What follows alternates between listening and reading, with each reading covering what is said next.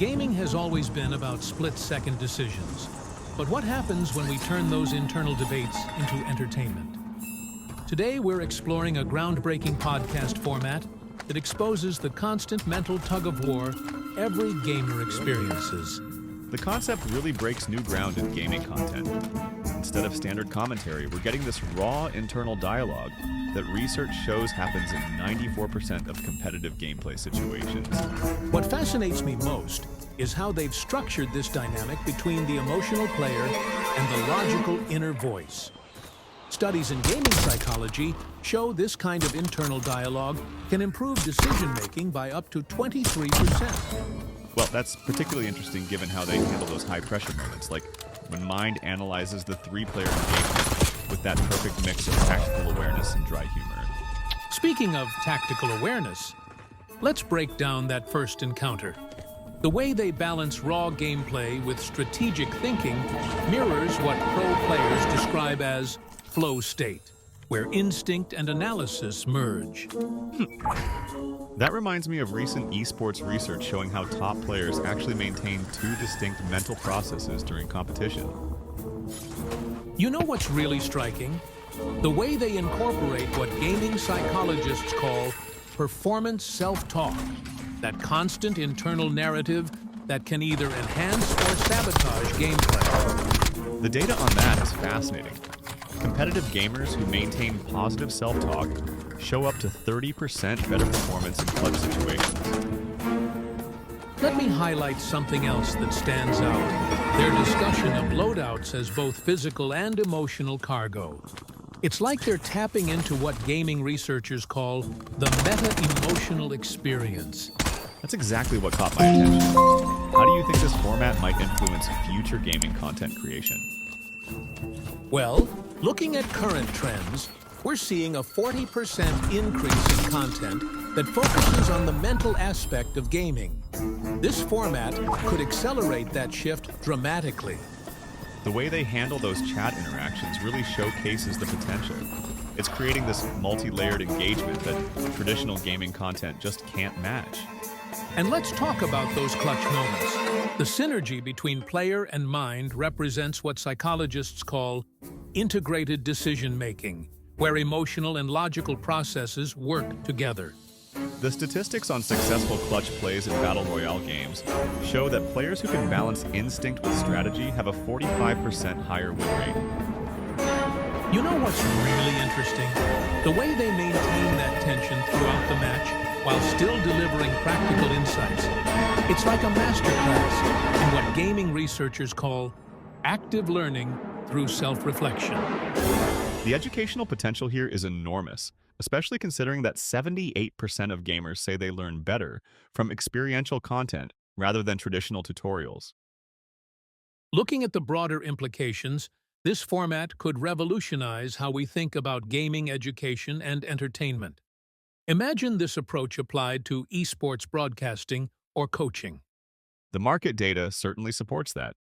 There's been a 156% increase in demand for content that combines entertainment with strategic insight. Well, as we wrap up, let's consider the future impact. This format isn't just changing how we consume gaming content. It's transforming how we think about the gaming experience itself. And with the gaming industry projected to reach $321 billion by 2026, innovations like this could really shape how millions of players approach their gameplay. The beauty of this format is how it validates what every gamer experiences, that constant internal dialogue that makes gaming such a unique form of entertainment and competition. Looking forward to seeing how this evolves and what new dimensions they might add to this fascinating exploration of the gaming mindset.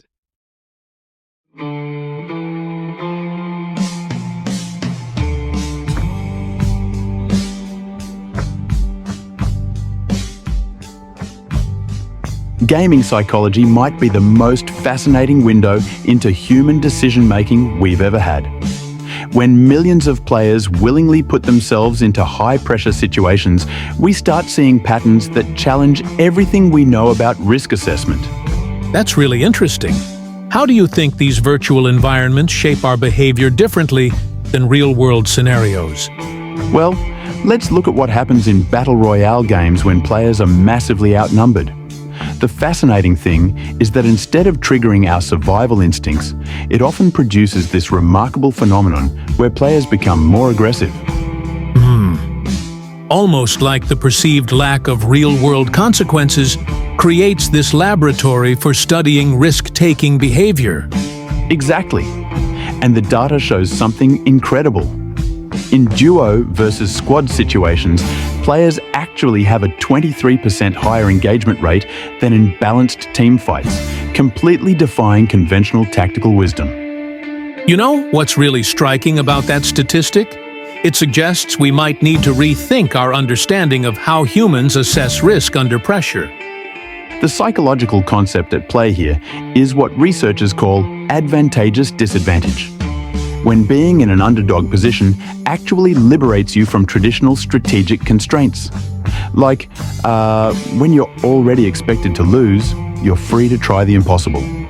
That reminds me of some fascinating research from the Journal of Behavioral Economics about how perceived disadvantages can sometimes lead to more innovative problem solving. And here's where it gets really interesting. Studies show that teams of two consistently attempt more creative strategies than full squads. They're like 40% more likely to try unconventional approaches that full teams would never consider. The way these dynamics mirror real-world business innovations is quite remarkable, especially in startup culture. Well, consider this. In competitive gaming, duo teams report higher satisfaction rates after matches, even with lower win rates. It's this paradox where the challenge itself becomes more rewarding than the outcome. So what you're saying is that the very act of being outgunned creates its own kind of psychological reward system? Precisely. And gaming companies have actually started designing around this phenomenon. Recent Battle Royale games now include specific mechanics that give smaller teams unique advantages. They've essentially gamified the underdog effect. The implications for understanding human motivation and team dynamics are pretty profound when you think about it. You know what's particularly fascinating? The communication patterns that emerge. Duos develop this incredibly efficient shorthand language under pressure. They make decisions 2.5 times faster than full squads, even if those decisions are, well, questionable. That rapid decision-making process must create some pretty intense moments of both brilliant success and spectacular failure. Oh man, the failure stories are actually where some of the most valuable data comes from. Studies show that duo teams learn from their mistakes 30% faster than full squads, probably because there's nowhere to hide when it's just two of you. The accountability factor in smaller teams does seem to accelerate both learning and adaptation. And here's something that really challenges our assumptions. When researchers analysed post-game communications, they found that duo teams spent 45% less time assigning blame and more time strategizing for the next match. That's fascinating how the smaller team structure naturally eliminates a lot of the social complexity that can hinder learning and adaptation. Looking at the broader implications, these findings are starting to influence everything from military small unit tactics to startup team composition.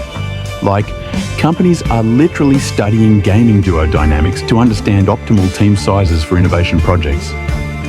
The way these insights are crossing over into real-world applications is pretty remarkable. And as we wrap up, here's the most counterintuitive finding of all. The highest rated gaming sessions, in terms of player satisfaction, aren't the ones where everything goes according to plan. They're the ones where players had to improvise their way through impossible odds. That really challenges our traditional notions about success and satisfaction, doesn't it? Well, it seems like the key to understanding human potential might not be in studying our successes, but in examining how we handle being overwhelmingly outmatched. Sometimes our biggest disadvantages become our greatest opportunities for growth.